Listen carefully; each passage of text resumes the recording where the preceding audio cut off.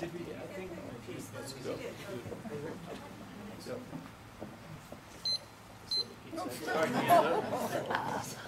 Chris Rothfuss, Wyoming State Senate.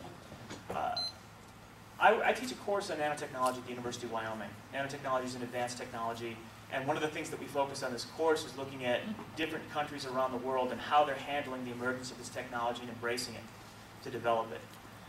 Singapore is an interesting case study because Singapore is a relatively small country with a small population, and they're not exactly at the cutting edge of all technologies, but they made a choice to delve deeply into bio-nanotechnology. So that's the application of it to life sciences and health sciences.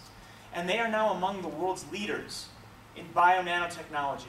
Not much of anything else, but bio-nanotechnology, because they made a long-term strategic investment in one area.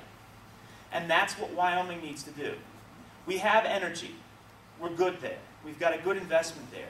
We need to find another industry that's orthogonal to it so that it doesn't compete with energy, so that if energy is failing, it's not necessarily failing as well. Invest in it. We heard earlier, I think it was Rita that was talking about the fact that we have investment funds that aren't necessarily performing at the 8% we're looking at, or maybe it was Matt. Perhaps we could use some of that money to invest in Wyoming. Just a thought. Where we loan out at relatively low interest rates some of those funds for entrepreneurial activities, for research triangles, for innovative businesses, things that can be focused around the university but around the rest of the state as well. We need a long-term plan, we need depth instead of breadth of investment, and we can get that done.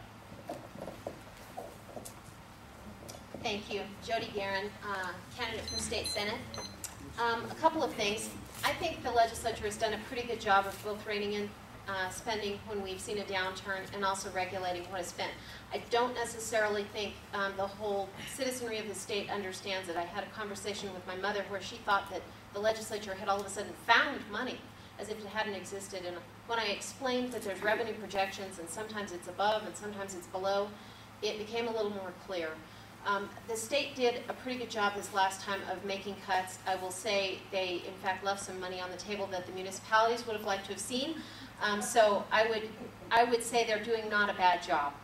In terms of diversification, really, I believe our future is in adding value and developing new technologies for our energy industry. We, as a policy-making body, can support the organizations and the infrastructure that help move that forward. So, for instance, Laramie is fortunate to be home to the incubator, the Wyoming Incubator. Their specialty is supporting businesses, helping them move technologies forward, ideas, develop patents, so that they can do those things.